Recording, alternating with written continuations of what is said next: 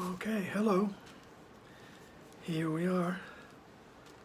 Welcome. Welcome to session number 153. 153 of Kevin Reads A Course in Miracles. Today, we are still in chapter 19, entitled The Attainment of Peace, and we are doing section 3. We're focusing on section 3 on page 404 in the text. And section 3, Roman numeral 3, is entitled The Unreality of Sin. Okay. Just to reiterate, the title is The Attainment of Peace, and as Jesus is wont to do, he likes to point out the obstacles, all right, what it is that's keeping us from the awareness that we are in a state of peace, that we are in a state of grace, all right? There must be things that are blocking that awareness. So he's telling us what they are here. And the main thing is the belief that we separated from that reality. That we separated from the reality of oneness with our Creator. Okay, and the name of this is the unreality of sin. Right, and remember the sin, the word in the Course, it refers to the decision to believe that I'm separate from God. That was the big sin. Oh, I did it. Automatically guilty and automatically fearful of reprisal. I had to project out of the mind into a universe, or as they put it in the Garden of Eden story, that Adam and Eve hid among the trees. Okay? So, without waxing poetic, let us begin. Paragraph 1. The attraction of guilt is found in sin, not error. Sin will be repeated because of this attraction. Fear can become so acute that the sin is denied the acting out. But while the guilt remains attractive, the mind will suffer and not let go of the idea of sin. For guilt still calls to do it, and the mind hears it and yearns for it, making itself a willing captive to its sick appeal. Sin is an idea of evil that cannot be corrected, and yet will be forever desirable. As an essential part of what the ego thinks you are, you will always want it. And only an avenger with a mind unlike yours could stamp it out through fear. Right? So, the attraction of guilt is found in sin, all right? And the guilt is very attractive to us because there's a part of our mind that still wants and loves the individuality, all right? And we're very attracted to it. And guilt is what initiated the thought of separation initiated, but guilt was what prompted us to project out into a body, okay? And so the idea of guilt is still very attractive, because if I'm guilty, then I did it. I separated from God, and I'm an individual, so here I am. I am in form, seemingly solid. And sin will be repeated because of this attraction. Just to hearken back to something Jesus said in earlier chapters, that every hour of the day, and every minute and every moment that the minute holds, we are reliving the time when terror took the place of eternity. Right? That's probably a close paraphrase, not exact, but right? When terror took the place of love, okay, we keep making that decision because there's only now, right? So the sin will be repeated because of this attraction. So we're repeatedly choosing for separation, unaware, until we start to look at what it is we're thinking, what we're doing, and asking for our perception to be corrected, until we could work our way back to where everything's okay. All right? So fear can become so acute, all right, even though this guilt is very attractive. Fear can become so acute that the sin is denied the acting out. Right? You're thinking something, oh, I'd like to do that to this guy. All right? But the fear is so acute that you don't do it. Because in time there are laws, you got to stop at the red light, stuff like that. All right? So if you carried out what you were thinking, there's the fear of reprisal, the fear of punishment, right? So you don't do it, but nonetheless, this is the guilt that's engendered. The guilt that is there stays there, right? So the sin is denied the acting out, but while the guilt remains attractive, the mind will suffer, right? And not let go of the idea of sin. For guilt still calls to it, and the mind hears it and yearns for it, making itself a willing captive to its sick appeal.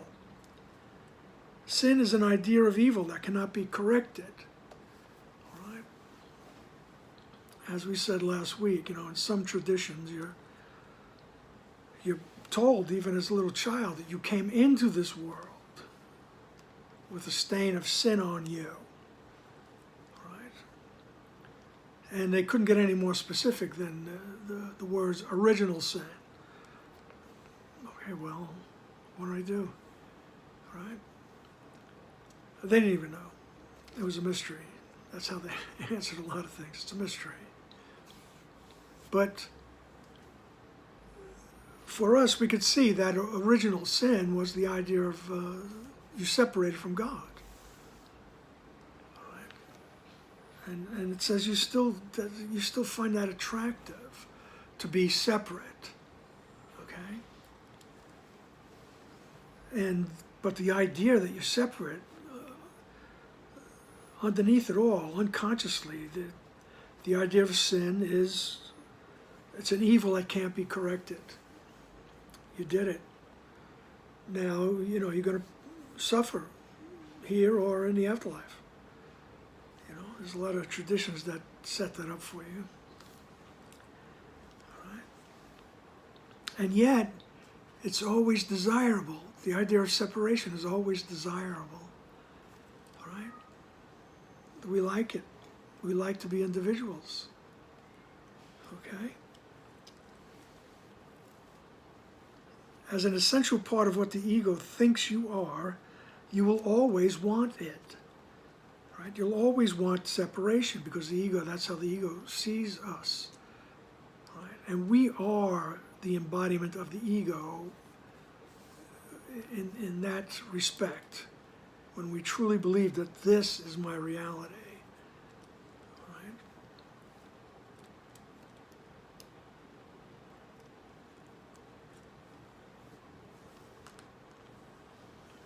So it says, and only an avenger with a mind unlike your own could stamp it out through fear.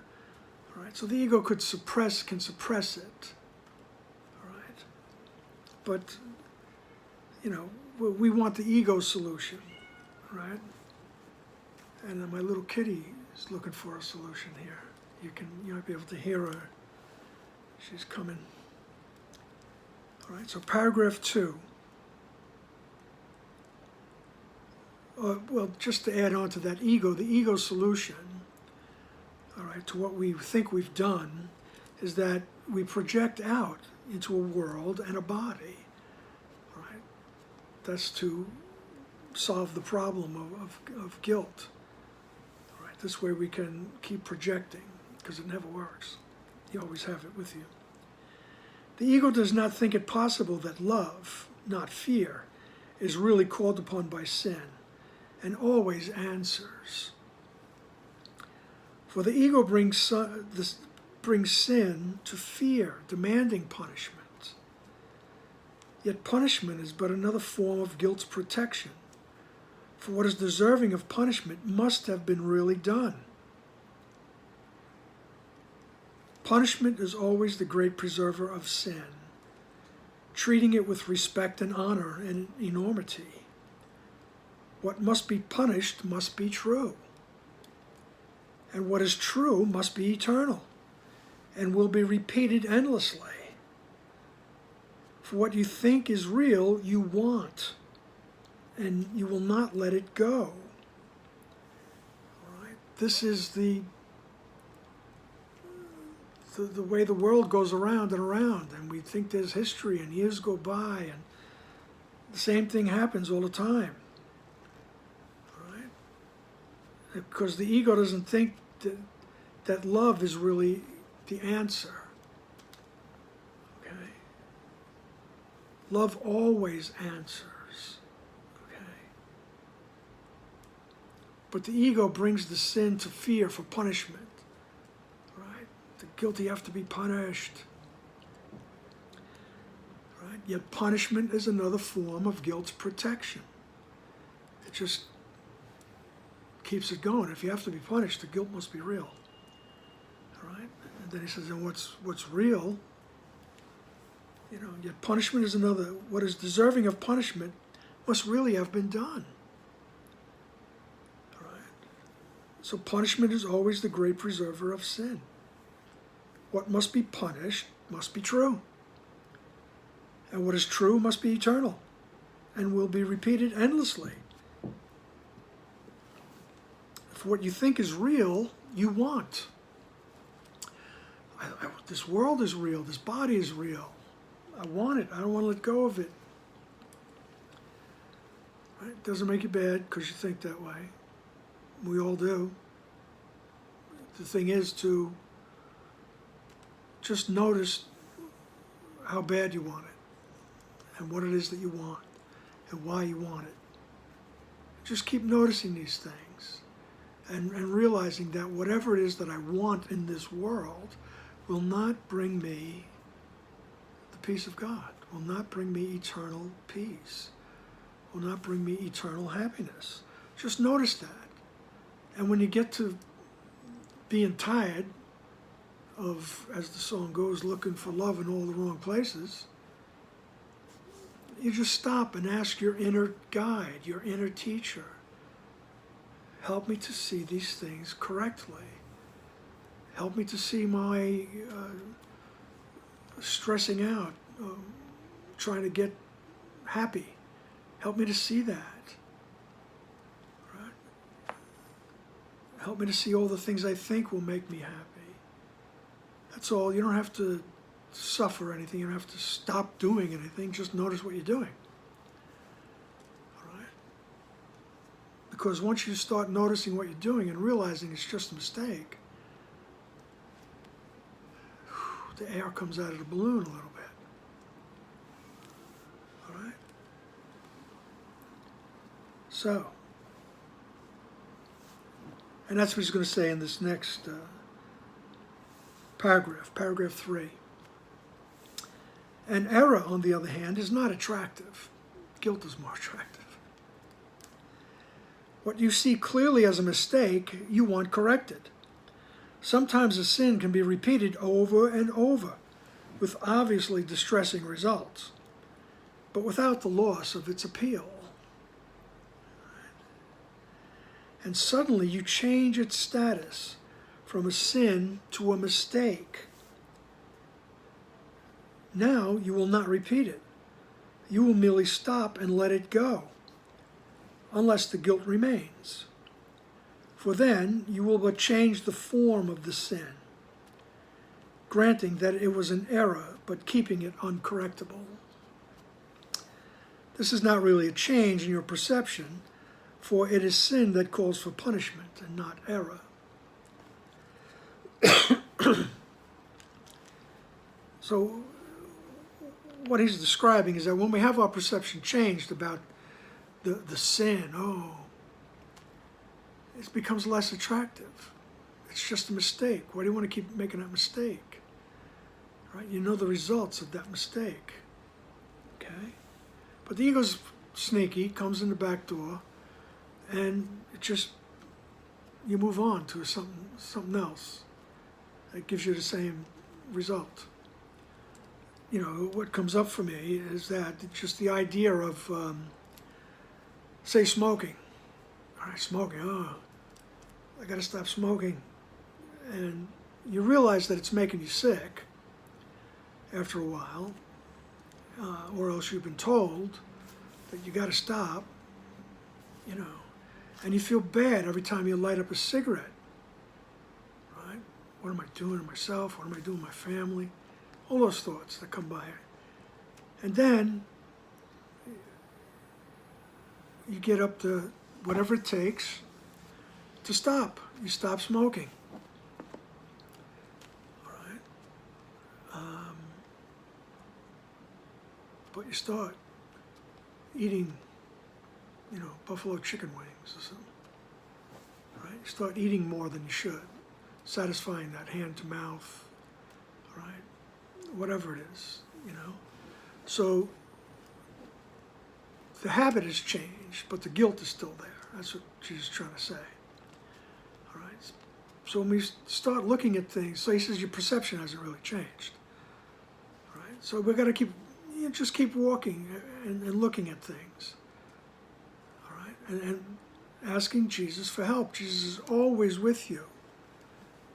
That part of your mind that knows who you are is always with you.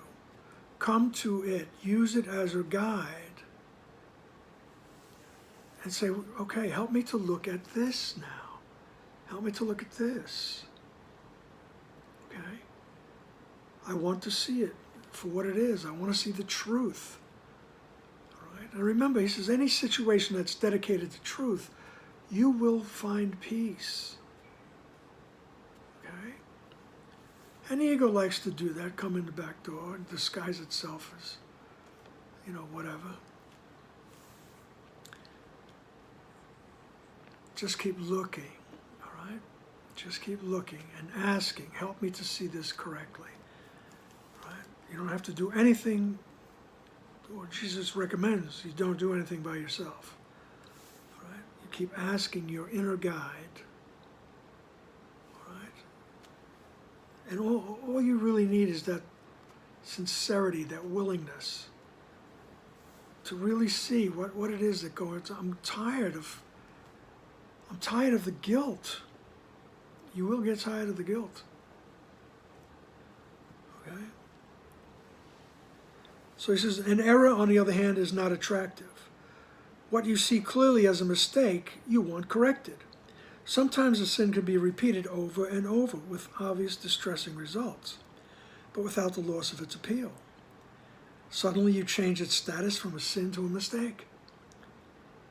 Now you will not repeat it. You will merely stop and let it go, unless the guilt remains, for then you will change the form of the sin, granting that it was an error, but keeping it uncorrectable. This is not really a change in your perception, for it is sin that calls for punishment, not error. Error doesn't call for punishment, it calls for correction. But you'll notice if you have situations like that, some days you go, why can't I stop? You know, call and ask your inner guide, right? Help me to see this correctly.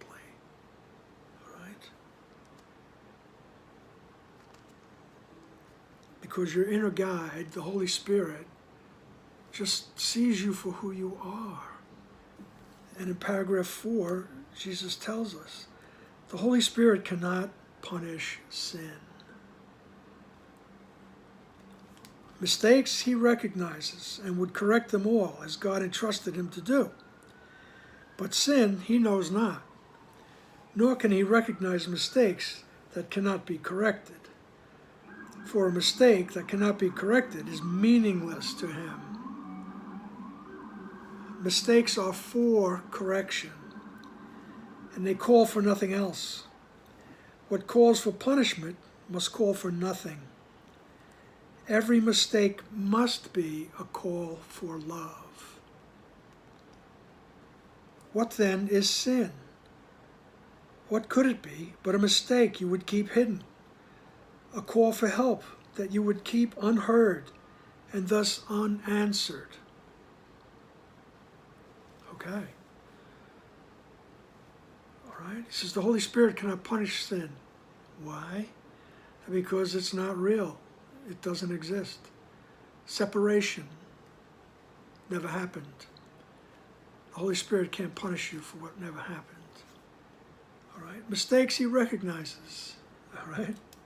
And he would correct them all as God entrusted him to do. That's why we want to come inside and say, help me to see this correctly. Help me to see it correctly. All right? But sin he knows not. He doesn't know about it. Nor can he recognize mistakes that cannot be corrected. All right? You think, oh, this mistake can't be corrected. He doesn't see it that way. Pardon me for using masculine pronouns, but I'm an old guy. Sorry. But anyway, he recognized, let's see. For a mistake that cannot be corrected is meaningless to him. Mistakes are for correction, and they call for nothing else. What calls for punishment must call for nothing. Every mistake must be a call for love. What then is sin? What could it be but a mistake you would keep hidden? All right? It's a mistake that you don't want to really rise to the level of mistake. You want to keep it a sin. All right? Because then the guilt is there. And if you're guilty, that means you must have achieved separation. Victory. Superstar. What could it be? What could sin be except a mistake you would keep hidden? A call for help that you would keep unheard, that we would keep unheard, and thus unanswered. Paragraph 4. The Holy Spirit. Oh, excuse me, folks. All right, I'm getting away with myself here. Paragraph 5. In time, the Holy Spirit clearly sees the Son of God can make mistakes. That's within time, within the condition in which we think we exist. That's time. Right? There's no time in eternity. Right? So in this condition, the Holy Spirit clearly sees that the Son of God can make mistakes. On this, you share his vision. Yet, you do not share his recognition of the difference between time and eternity. When correction is completed, and time is eternity, right? And when correction is completed, time is eternity. That's the way that should be read. Right? When everything has been corrected, time dissolves and we are in eternity. All right? The Holy Spirit can teach you how to look on time differently and see beyond it, but not while you believe in sin. In error, yes, for this can be corrected by the mind. But sin is the belief that your perception is unchangeable, and that the mind must accept as true what it is told through it. If it does not obey, the mind is judged insane. The only power that could change perception is thus kept impotent. held to the body by the fear of change perception, which its teacher, who is one with it, would bring. Okay?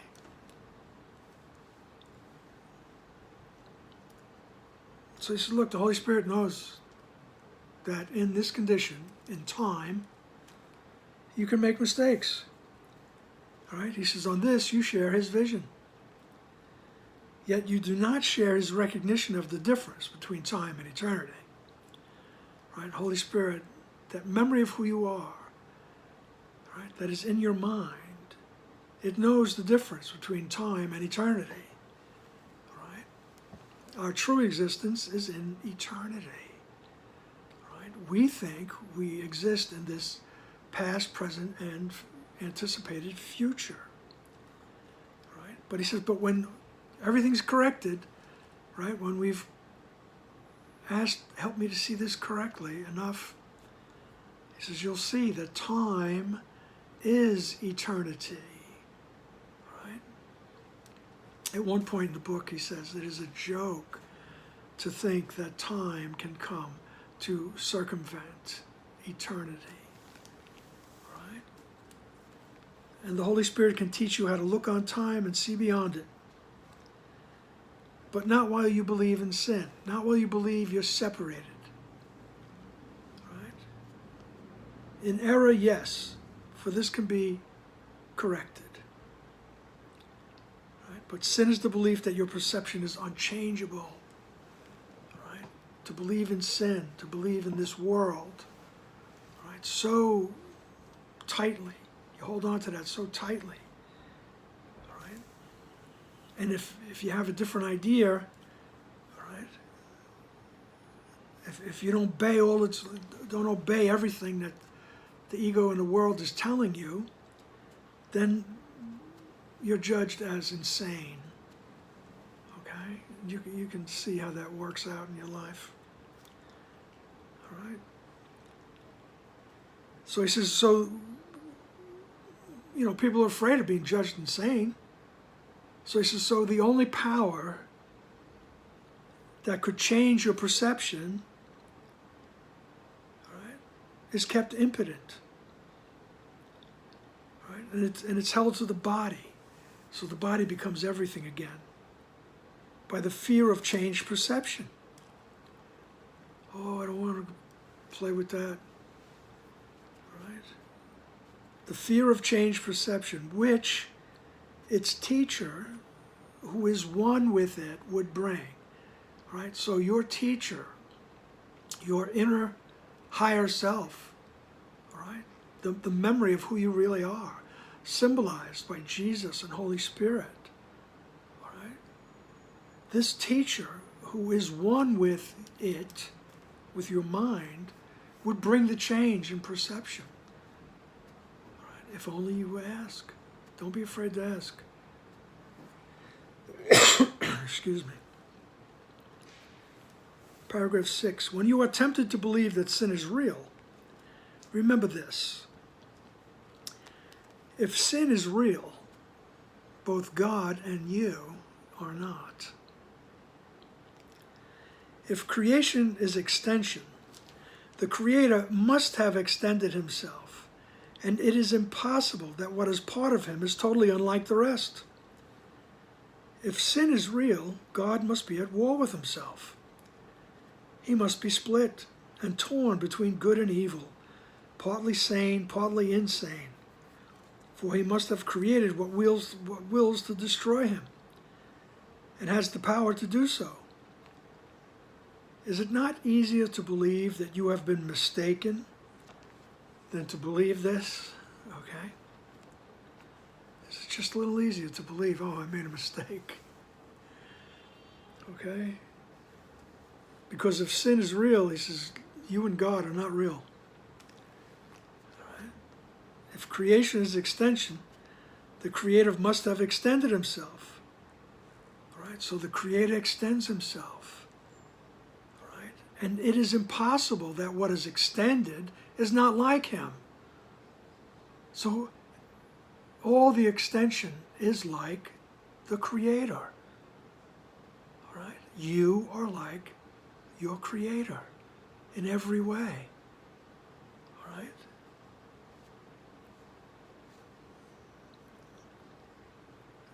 But he says, but if you think sin is real, God must be at war with himself. He must have created something that's against him.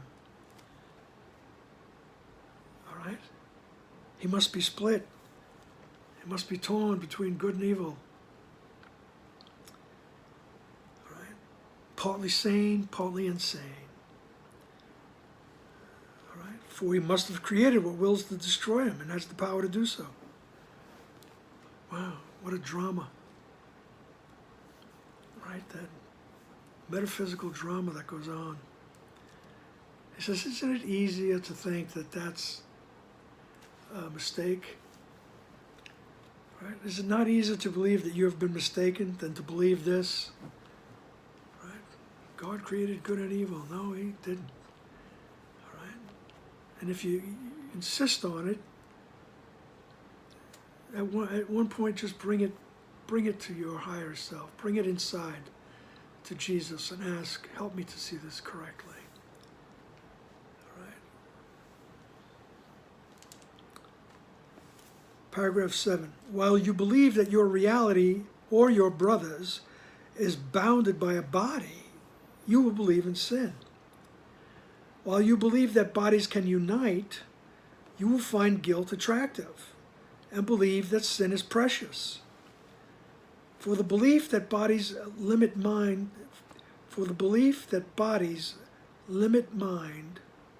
leads to a perception of the world in which the proof of separation seems to be everywhere. And God and his creation seem to be split apart and overthrown. For sin would prove what God created holy could not prevail against it, nor remain itself before the power of sin. Sin is perceived as mightier than God, before which God himself must bow and offer his creation to its conqueror. Is this humility or madness? Okay? This way madness lies. All right, he says, and that's what it is. Is that humility or is that madness?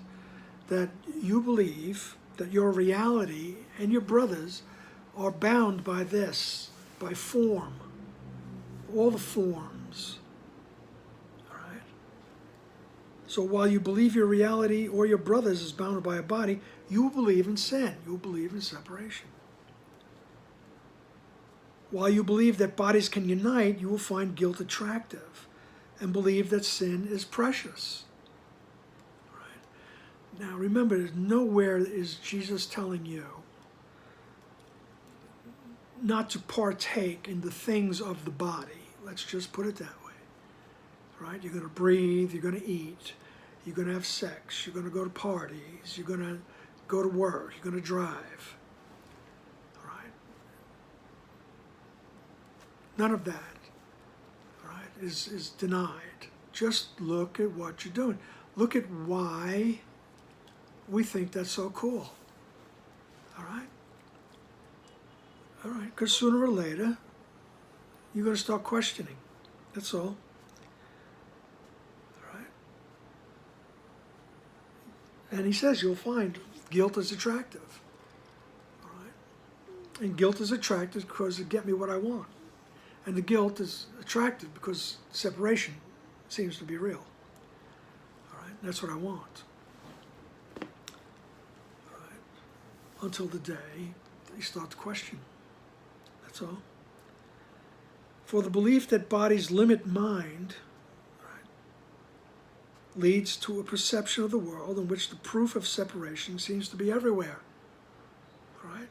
So when we believe that form, the body, is the be-all and end-all of things, and all the other bodies interacting with us, and all the other forms, he says these are all proofs that sin is real, separation is real. You did it, all right? And then,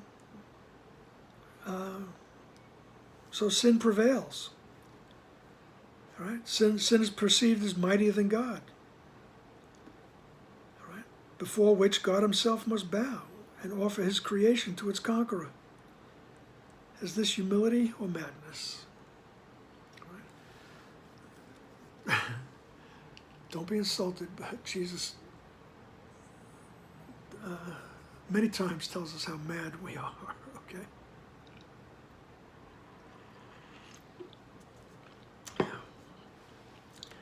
It's not a punishable offense. It's just madness. It can be corrected, okay? Paragraph 8.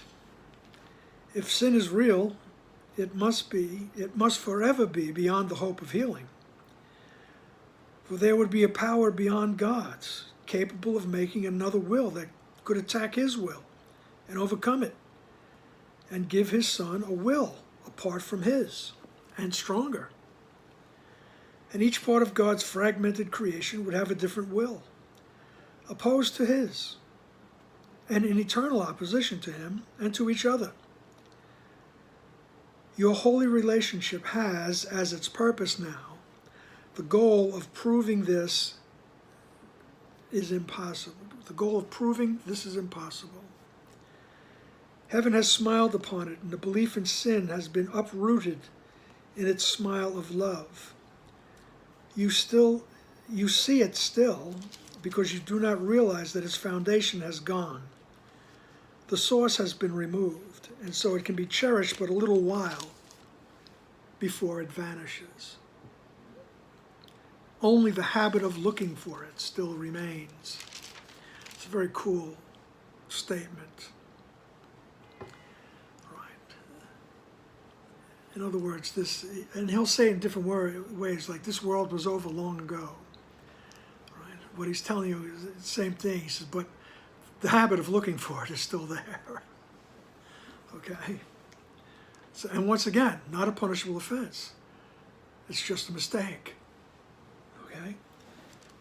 But where we get our reprise, where we get our salvation, is when we bring our relationships, person, places, things, substances, all things in form that we think are going to give us happiness, security, respite, whatever. Right? We bring these things to question and say, help me to see correctly. Right? That's the holy relationship. Okay? When we bring the Holy Spirit in on it. And he says, your holy relationship has as its purpose now the goal of proving this impossible. Proving what? What he just said is that there must be a will stronger than God's, because here we are. All right? And each one has a different will. And their will, it's just, well, he's a willful child. It's opposing wills. He says, no, your holy relationship now shows you that this is impossible. All right, heaven has smiled on your relationship. All right? And the belief in sin has been uprooted in its smile of love. All right? He says, you see it still. All right? You still see stuff out here. Bodies, forms, all kinds of things. Because you do not realize that its foundation has gone. The separation is gone. The atonement principle. You never left the mind of God. There is no guilt. There is no separation. All right? He says, but you don't realize that the foundation is gone yet. Right? So its source has been removed. And so it can be cherished a little while before it vanishes. So you can like the world for a little while before it vanishes. Okay? He says only the habit of looking still remains. That's the only thing. All right? You can cherish, you'll see things as they are, okay? you'll see that without that source, what he's talking about is that little period of time when it's the real world, when you see it, when you understand everything, you know who you are and what's happening. Right? So you cherish it a little while, and then it vanishes, and it's no big deal. Right? He says only the habit of looking for it still remains. Right? So he says the foundation is gone. We're in the habit of looking for love in all the wrong places. All right? Paragraph 9. And yet, you look with heaven's smile upon your lips and heaven's blessing on your sight. You will not see sin long. For in the new perception, the mind corrects it when it seems to be seen, and it becomes invisible. Errors are quickly recognized and quickly given to correction, to be healed, not hidden. You will be healed of sin and all its ravages the instant that you give it no power over your brother. And you will help him overcome mistakes by joyously releasing him from the belief in sin. Right? You will be healed of sin. You will realize that you never separated from God. Right? And all its ravages, all the things that follow from that belief system. And he says, you'll be healed the instant you give it no power over your brother. Right? The instant we give no power to the thought of separation over the other person. Right? We don't project guilt onto them. You're separated. Right? So it's always comes down to forgiveness. Right? All right? You will be healed of sin and all its ravages the instant that you give it no power over your brother. And you will help him overcome mistakes by joyously releasing him from the belief in sin. All right? And it's not through preaching or giving directions or the power. The minds are corrected. I mean, the mind's corrected, but they're connected. Okay? And if I ask to see my brother correctly, right, I'm willing to see his true self, his innocent self. The mind is connected.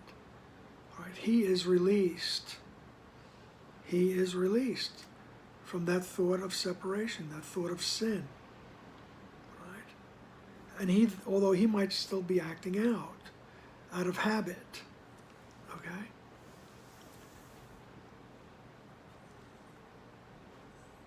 Paragraph 10. In the holy instant, you will see the smile of heaven shining on both you and your brother. And you will shine upon him in glad acknowledgement of the grace that has been given you. For sin will not prevail against the union heaven has smiled upon. Your perception was healed in the holy instant heaven gave you. Forget what you have seen. Raise your eyes in faith to what you now can see. The barriers to heaven will disappear before your sight. For you who were sightless have been given vision, and you can see.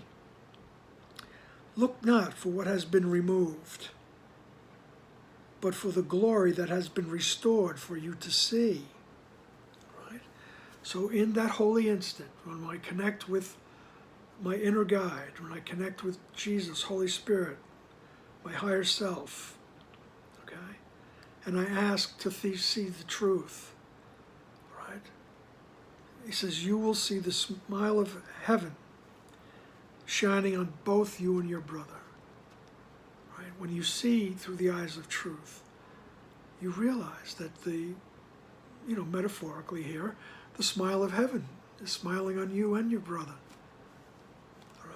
And you will shine upon him in glad acknowledgement of the grace that has been given you. All right? that awareness that you have, you just smile in great acknowledgement. Right? And the idea of separation will not prevail against the union heaven has smiled upon. All right? Can't do it. The thought of sin will not prevail. Your perception was healed in the holy instant heaven gave you. Forget what you've seen and raise your eyes in faith to what you now can see. The barriers to heaven will disappear before your sight. For you who were sightless have been given vision, and you can see. Look not for what has been removed. All right? So that thought of separation has been removed. The sin, the guilt, the fear have been removed. So don't look for it. Just look for the glory that has been restored for you to see. Okay? So when he says the barriers to heaven will disappear before your sight, all right, the next section is going to be the obstacles to peace. These are the barriers to heaven. And he's going to point them out to us so that we recognize them. And that's all, just recognize them. Say, oh yeah, that's what I'm doing. That's what I'm thinking. Can you help me? I would rather see the truth. Okay? So he goes, look upon your Redeemer, and behold what he would show you in your brother. Right? And let not sin arise to blind your eyes. For sin would keep you separate from him. But your Redeemer would have you look upon your brother as yourself. Your relationship is now a temple of healing, a place where all the weary ones can come and rest. Here is the rest that waits for all after the journey, and it is brought nearer to all by your relationship. The rest, that rest in peace, where Jesus says rest in peace is for the living. All right? And because of your choice, help me to see this correctly. He says others will join in the journey and they'll find their rest. The rest after the journey, they'll find it. All right? So look upon your Redeemer and behold what he would show you in your brother.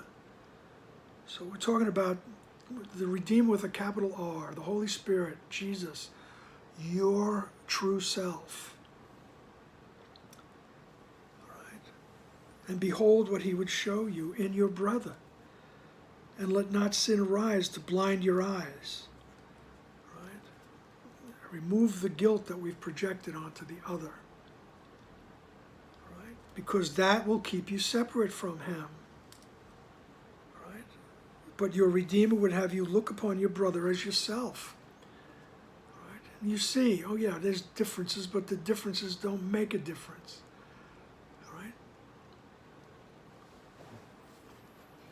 In spirit, we are all the same. We are one.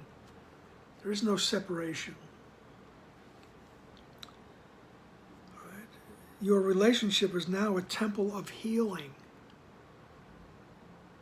Okay? A place where all the weary ones can come and rest. All right? Here is the rest that waits for all after the journey. And it is brought nearer to all by your relationship. All right? That perfect peace is brought nearer to everyone by your willingness to see correctly.